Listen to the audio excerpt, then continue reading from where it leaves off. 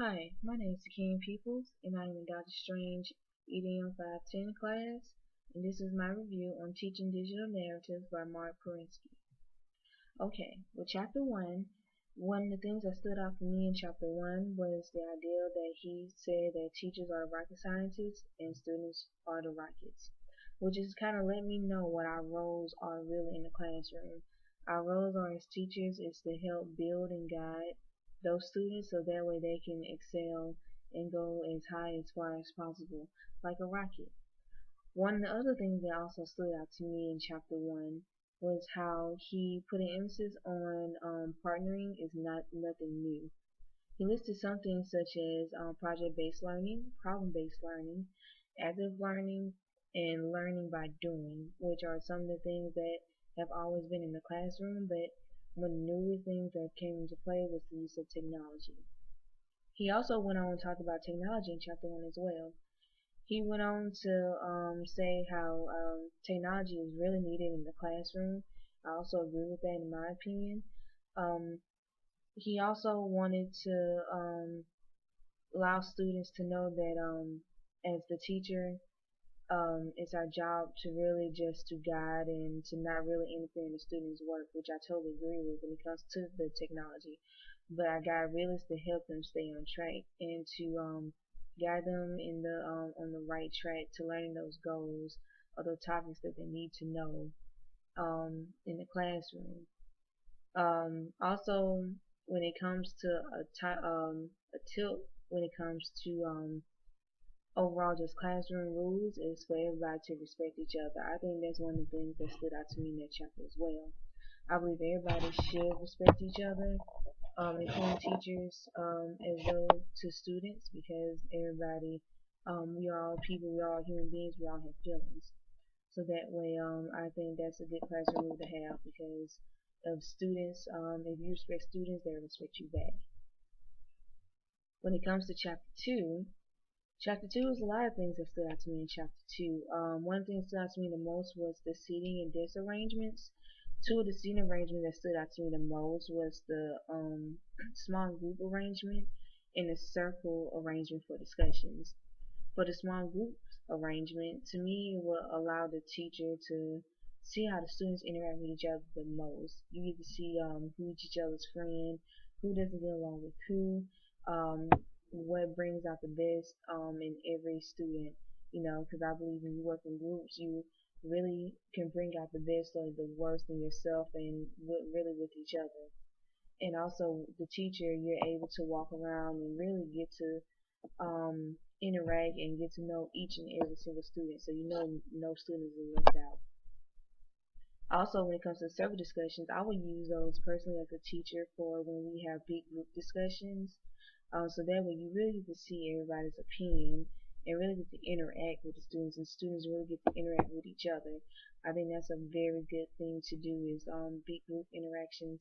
It'd be nice to have something like that somewhere in your classroom where everybody just go over to that and you can start and have conversations for the particular topic for that day. Another thing that stood out to me in chapter 2 was how he was saying teachers need to learn how to lead the stage. Basically, that all eyes on you analogy. As teachers, we need to slowly step away from that and to allow the students to be in the center of the stage, and for those students to be really all eyes on them and their opinions and what really the critical thinking questions, what really gets them going. Just always remember that as a teacher, you're there to guide them and not to really just tell them what to do. Also, Perinsky mentioned verbs and nouns and not in the English method. Verbs meaning the critical thinking tools, because verbs will always change. Nouns not so really. They'll change over time, but they're pretty much staying the same, meaning the technology. So verbs is more working towards the critical thinking type questions, getting those implemented, and also he also mentioned technology tools such as using like Google or using the iPad, using the computer, video cameras, PowerPoint, those type of things. Okay, for chapter 3, um, he mentioned students and their passions. I believe that everyone has a passion. I believe that everyone's passion is different. For me, for example, my passion is to teach. I will use that example towards my students. Maybe you may have a child who doesn't have a passion. Hopefully your goal and your job as a teacher with that particular student is to help them find their passion by the end of the year. I think when you get to know students, and Friendsky also mentioned that you should also talk to students one-on-one and get to know them and get to know what their passions are. So that way you can really implement, know how to guide or direct that particular student because of their passion. I believe if you shouldn't place students in a box. If you were to place students in a box, then they won't really learn how to be themselves or won't learn how to find or express their passion within the classroom. I think when you allow kids to find their passion, then they'll be able to enjoy school and express themselves more. Also, he mentioned things like feedbacks, feedback methods, such as like the green card if the student interested or the red card for them not being interested. I think feedback is a good thing to have in the classroom. It may be harsh at times, but at least it's honest. The students will always try to be honest with you. For chapter 4, he mentioned in chapter 4 that we should always be we should not always be real, and then also we should be relevant as well. Um, Students want to be connected to the real world at all times. That's why they have cell phones, computers, and they stay on Facebook or Vine or what have you. They always want to be connected to the real world. As a teacher, I think we should always bring that real world like situations into the classroom. Like for example, I would use a crime scene in which the lab blows up and the students can use the scientific method to figure out how to figure out what happened. So I think chapter 4 was the really key point that stood out to me in chapter 4. When it comes to chapter 5, it was planning. He really wanted us to step away from the traditional method of textbooks and getting the students to find ask the questions and find the answers first, but instead allowing the students to think critically and then allow them to find the answers on their own. I think when students work that way, they're able to think more, they're able to work in groups to do independent studies. They're able to learn more and actually learn that topic better by doing it on their own instead of the teacher telling them what to do and telling them what to read. I think they also be interested in more because you're actually giving them more freedom to think about that topic or think about that situation. Also, Prinsky mentioned how teachers should be oblivious to the students when it comes to those critical thinking questions. We should allow the students to think on their own and not give them the answer. So when you allow them to do things like that, then they'll be able to find the answer on their own and understand and appreciate the lesson more. To chapter 6, Prinsky went on how we should always remember that technology is just a tool. The overall lesson is getting the knowledge of it. I think as students realize how important education critical thinking is, then they can use the technology to help them find the answers and learn how to use the internet in a good positive feedback way. Um, I think the teachers should also learn how to use the technology themselves, but just always remember to do not take over the project. It's good to know technology so that way if it's something new, the students really don't know how to use it, you can actually help them do it themselves or maybe even set up an example to show how something should look like in the end finishing project. Also, Prince went on to mention how, especially when it comes to science, how students now are using their cell phones to help collect data or to convert measurements. I think that is a good idea to use, but at the end of the day, as a teacher, we must monitor those students when using that technology device. Chapter 7 was basically I think like over 100 apps basically technology tools to use that is good to use in education. They're really not listed in order as important. They're just listed in alphabetical order. So if you were to get the book, you'll see exactly what I'm talking about. When it comes to chapter 8, he she always allows students to be themselves and to never put them in a box.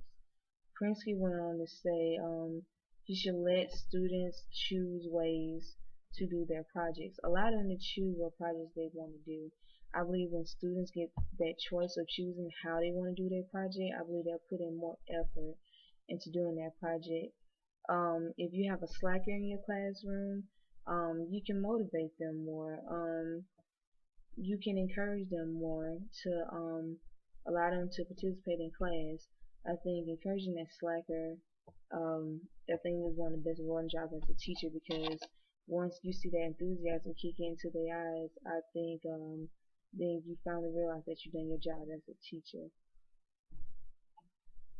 And also, Prinsky also said that you should never just praise the work that the students done just because it's a digital technology, because it's a technology tool. Always set the bar high for your students. Realize that they should always get a 100% effort in whatever that they do. If you feel like that they can do better, send it back. But always give them a reason as to why you send it back. Let them know that they can do better.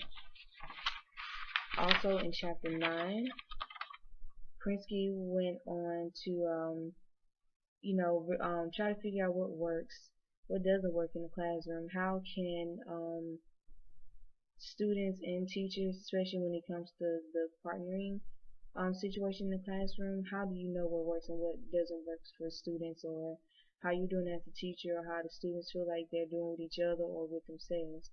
So always, like I said, practice makes perfect.